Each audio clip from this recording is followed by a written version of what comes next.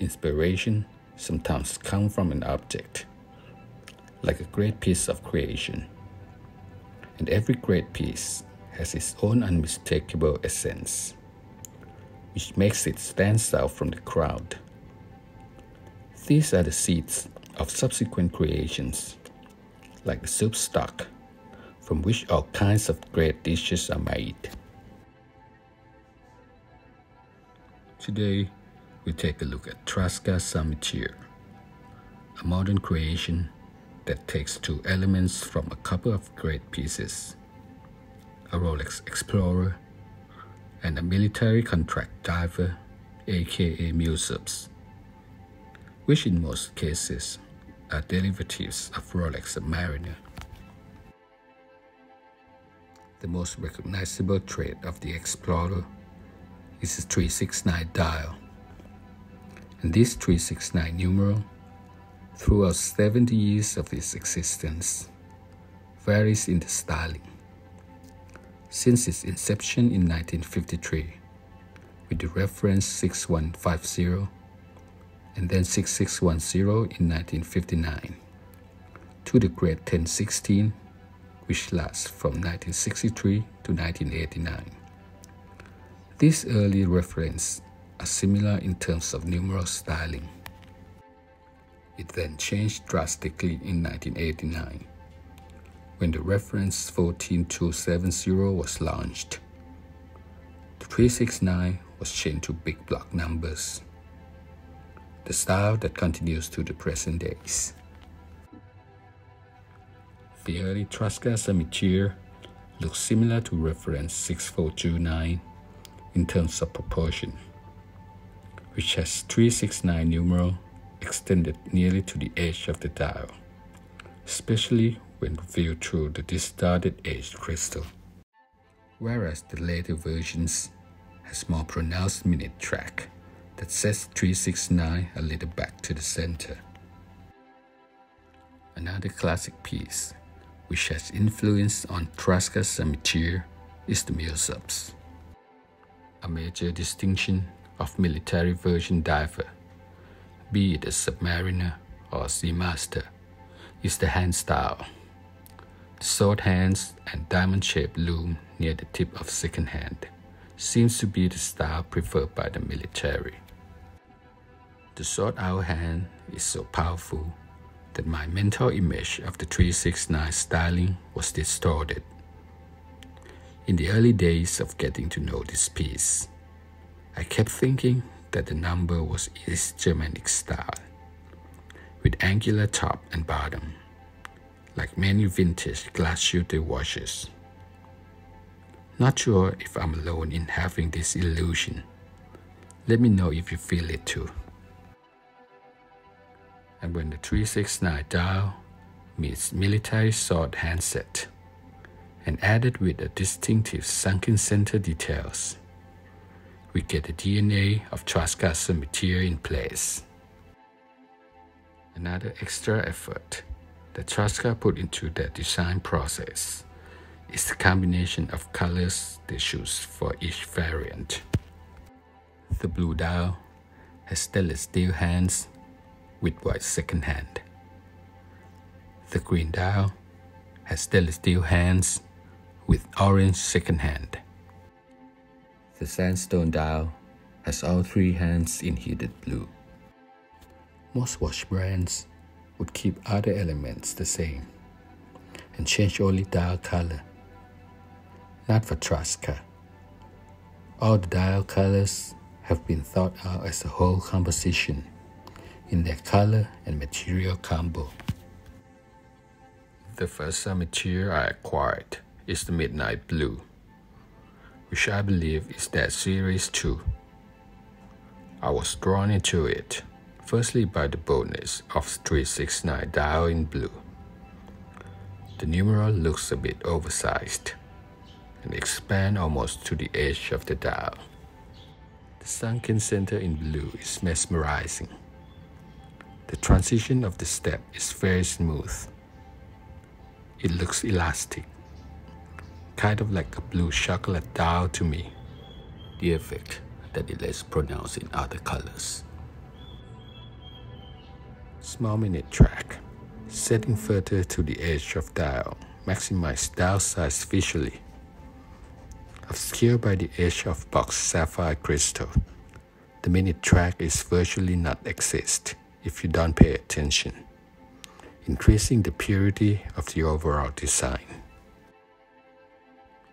My second Summiteer is the next generation muted olive green, possibly a Series 3. When I first got it, this combo didn't live up to my expectation. The muted green on original bracelet didn't stand out as it should. It got little wrist time back then, until recently I paired it with green rubber strap, which accentuated the fact that the dial is green tinted, not gray or taupe. The orange second hand pairs well with bright green strap and spice the whole thing up. The rubber strap makes it more fun and relaxed. These changes make me gravitate more and more to it. In Series 3, we see more prominent minute track in railroad style, open on the outside, which is the reverse of most vintage watches. The size of 369 is reduced to compensate for the bigger blank space at the edge of the dial. Now the whole dial looks more conventional in proportion, but frankly, I prefer the earlier series. It is a bit eccentric, more unconventional, and that's what drew me to the brand in the first place. My third Summiteer is Sandstone dial, possibly a Series 4.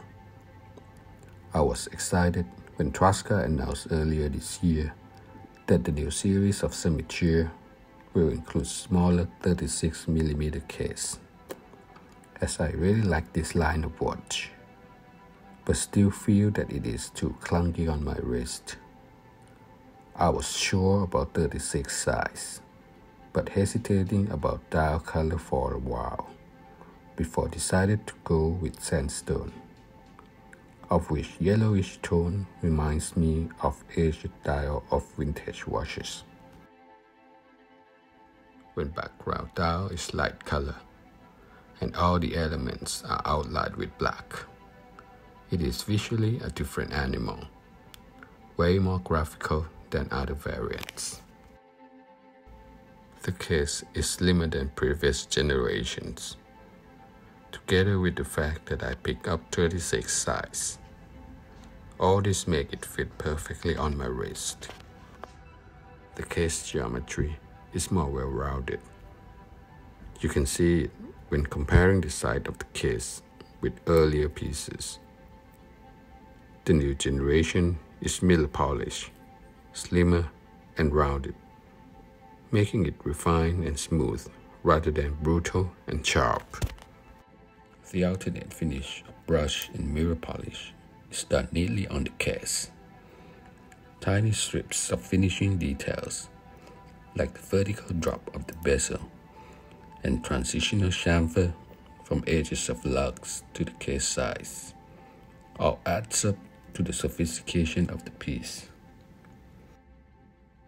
The applied hour markers, which are fully loomed, was used for the first time in this new series, adding further three-dimensionality to the overall dial.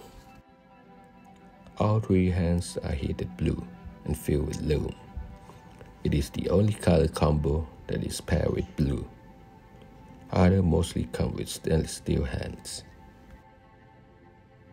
With many design changes, this new series is becoming closer to the first coming of age of the Summiteer line. Series 1 to 3 are like period of self-discovery, and all of the learning and refining comes to the first conclusion in this Series 4. Having got acquainted with 3 pieces, I started to form a list of attributes that the perfect Summiteer for me comprise. Of these 3 pieces, The midnight blue seems to be the best color choice. It keeps no-nonsense character of field watch, and at the same time differentiates itself from being a poor man explorer. As for the case, the 36mm new series is the right size for me. The slimness and curvy case line also make it more elegant on the wrist. This brings me to the acquisition of the Ford Summiteer, the new 36mm midnight blue dial. It has just arrived, and from the first unboxing and encounter, it is very likely to be an ideal Summiteer for me.